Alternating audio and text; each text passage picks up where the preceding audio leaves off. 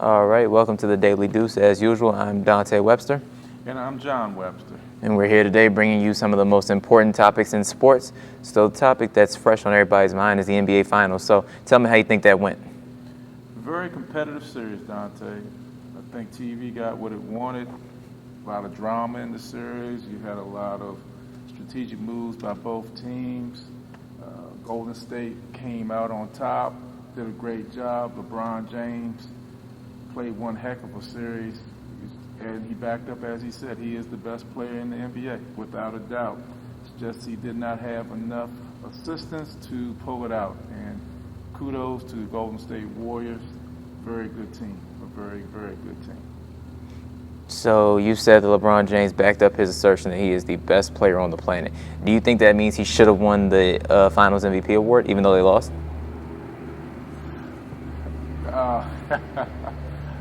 I'm very comfortable with Andre Iguodala winning the MVP.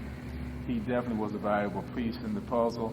He came in Game 4, became a starter, and they never lost another game in the series, and they were down 2-1. The thing that I found more strange than anything, I think Iguodala should have been the MVP. I can understand why people would vote for LeBron to be the MVP, but for Steph Curry to get no votes is very strange, very strange. I figured that it made sense kind of because it's not like he had a bad series, but it's like 3 years ago, like 3 years ago or so, 4 years ago, when Kevin Durant was in the finals, and Kevin Durant had what we called a subpar finals, and he still averaged almost 30 points a game, shot it really good and all that, but he was still said by everybody to have like a very subpar finals, was very average. I think that would be the same way that we look at Steph Curry, because up until probably late in Game 3, Steph Curry was playing paltry. He was playing very bad. It wasn't really anything to be proud of. Like at the end of Game 1, he willed them towards that win, because otherwise it really should have been a 3-0 lead for the Cavaliers heading into Game 4. So, I mean, in my opinion, I could really understand why they gave him 0 votes, because up until I think he had like one great game where he scored 37.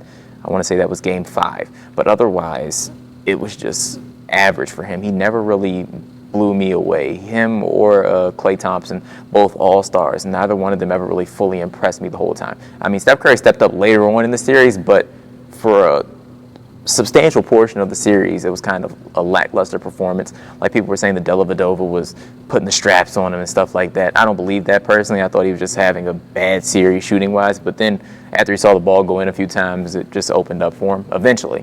But I guess if you want to look at consistency, Andre Iguodala was probably the best player for the most valuable piece for the Warriors. They had to probably change the definition of valuable. Well, I think this series was similar to what he did in the Memphis series. They were down 2-1. He was struggling, the team was struggling, and then the next 3 games they won and found a way to pick up their momentum and make some adjustments. I think the same thing happened this series. And keep in mind, I'm not saying Steph Curry should have won the MVP. I really think Andre Iguodala was the most valuable player, without a doubt. I just think for him not to get at least one vote is very strange, but that's the way it goes sometimes. Now, again, LeBron is the best player in the league, hands down. Hands down, he should yep. not have been the MVP, but I can understand why he got votes. So what do you think the future holds for both of these teams heading into next season and heading into even the off season? Cleveland, in my opinion, I think will be one of the better teams in the East. I think that next year you'll have Kyrie Irving coming back. LeBron James will be there. You also found out that Tristan Thompson can really play well. He was an invaluable piece to the team this year and gave him a lot of rebounding. Moskov will be back. That'll be really good. I will go out on the limb and say I don't think Kevin Love's going to come back next year for Cleveland, Dante. I think when Love realizes next year that he can be a part of the team, but he will not start, because I think Tristan Thompson is a more stronger piece to start. I think that's going to push Kevin Love out of Cleveland, and hopefully for me, he goes to Boston. The Golden State Warriors, I do not think they will repeat. The West is a very tough conference. Memphis is going to be even better next year. I think basketball, like anything else, is about chemistry. So I think David Lee is going to leave, and that was a strong piece of chemistry. Bogut was a good soldier during the playoffs, did not complain, but he got benched. I think that's going to have some effect upon them next year, because I don't know if he will start next year. So I think Golden State will be good. I think they'll be a 45 to 50 win team, not 67, and definitely I don't think they will repeat. You got a strong Memphis team out there. Portland's coming on. Oklahoma, I think, will show some improvement next year as well. I can't say your Lakers will be a contender, but those are three teams that I see out west that'll be tough. But in my opinion, almost two of those teams that you said what can easily destroy them this offseason, free agency. So basically, you said you have a strong Memphis team. Memphis had the same issue that it always had in every postseason, where it gets there and it doesn't have that one guy who's a wing player who can go one-on-one and get them a bucket. They thought it would be Jeff Green. That experiment didn't work out for them so far. It may change, but probably won't.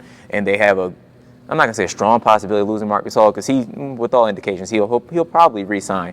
But you never know how much money some team like Spurs are saving up to make a run at him or LaMarcus Aldridge. So I think Memphis could take a step back. Portland won't be the same next year because Wesley Matthews, in my opinion, is probably going to leave. And that was a big piece of their team, and we saw how much that hurt them during their playoff run. McCollum stepped up, but at the same time, losing a piece like Wesley Matthews, who's a valuable 3-and-D guy, you're probably going to lose him. I think the Warriors have a decent shot at going back. I think their biggest rival will probably be Oklahoma City next year and probably the Spurs. Other than that, I think they have a pretty good shot of repeating. So I think 50-plus wins for them again. I think they have a better chance of repeating than you do. But that's just me. But that's the finals for you in a nutshell and what it's going to lead to next season.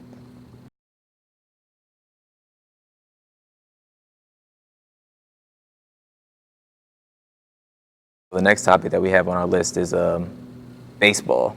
I know it's your favorite sport. So tell me about your beloved Orioles. How are they doing right now? Orioles are playing well. At this very moment, they are 34-32, 3 games out of first place in the East. The bad thing is 3 games out of first place in the East puts them next to last in the East. Big series this weekend against Toronto, up in Toronto. They have to win, I would say, at least 2 out of 3, definitely 1 out of the 3 to keep pace with the Yankees and the Tampa Bay Rays. Orioles have been struggling this year for the most part. They finally, I think, hit their stride. They're starting to get the pitching and the hitting at the same time. I really don't agree with them putting Wade Chen on the minor league level right now. They had to do it because they had to bring the kid Parmalee up because they would have lost him. But I just don't know if I would have put Chen down there. The pitching has to continue to get better. Chen was doing a good job. Gonzalez, when he comes back off the disabled list, he's doing a good job. I also like what Jimenez is doing. Bud Norris and Chris Tillman, in my mind, are the 2 weak links on the pitching staff. They have to find their role. Norris did well yesterday on a losing effort. He only gave up 2 runs, which is really good because his ERA going into that was like 7, which is really bad. Terrible. The infield play is really getting stronger. Wieters is back now, not playing every day, but he's a great catcher. He calls a great game behind the plate. You're getting Scope back in hopefully another couple weeks, and that's going to make the infield even that much stronger. So I like where they are. I think they're going to make a run, and hopefully the O's be back in the playoffs, and I can be singing Oriole Magic to you like I did last year.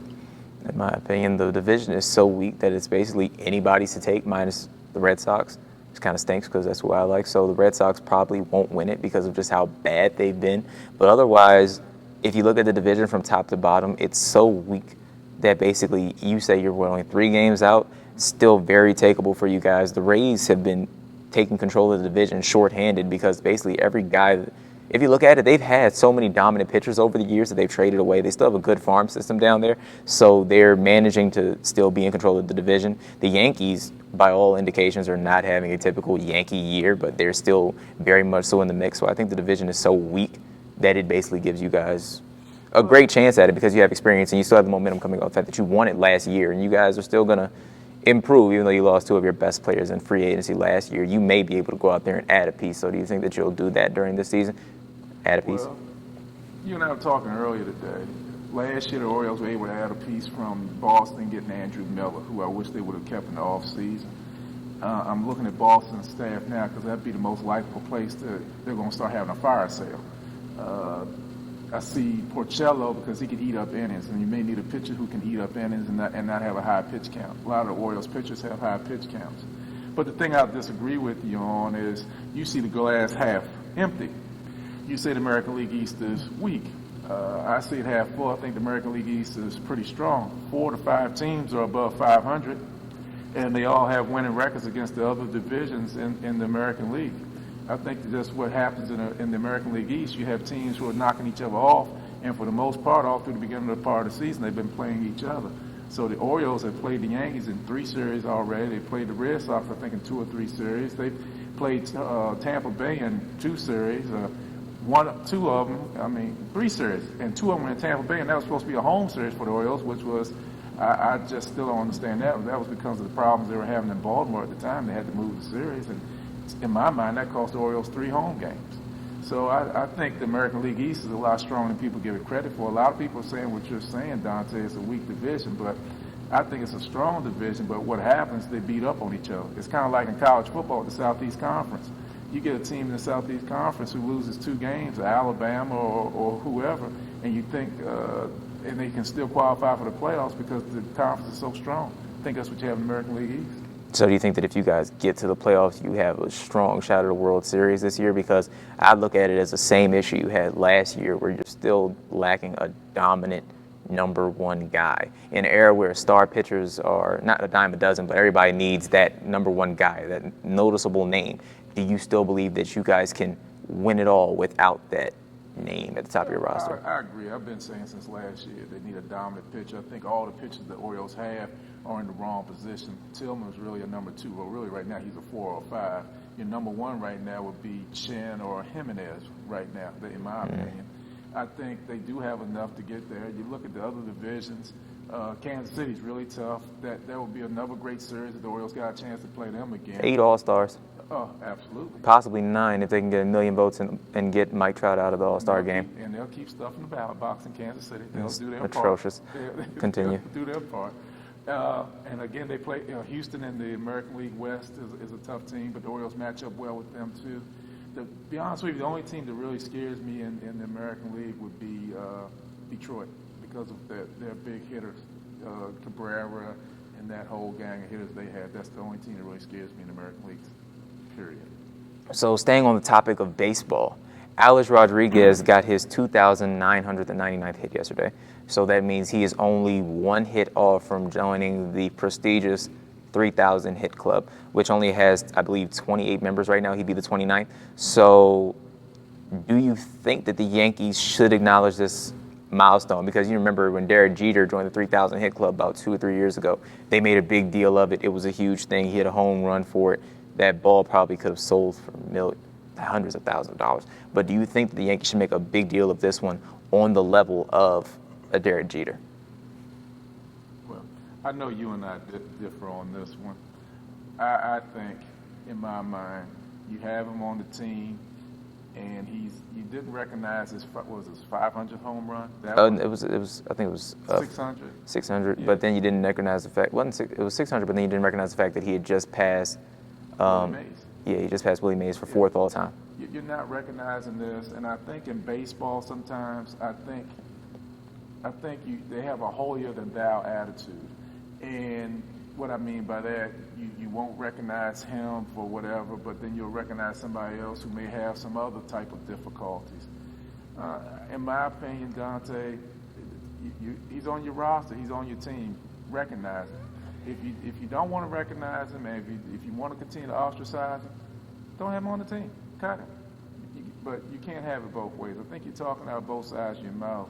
When you have him there, he is being a major contributor this year. He's doing a lot better than anybody thought he would do. And he's hitting a decent 270, 275. He's got home runs. I mean, you don't even have to remind me of the home runs because he's really done damage to the Orioles a couple times with home runs. So I say, recognize it. There are people in the Hall of Fame, and that's the thing that gets me.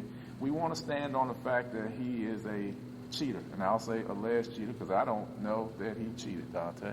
I wasn't there. He admitted it. Okay. Well, He said it. Okay. He's verbally said, "I've used steroids."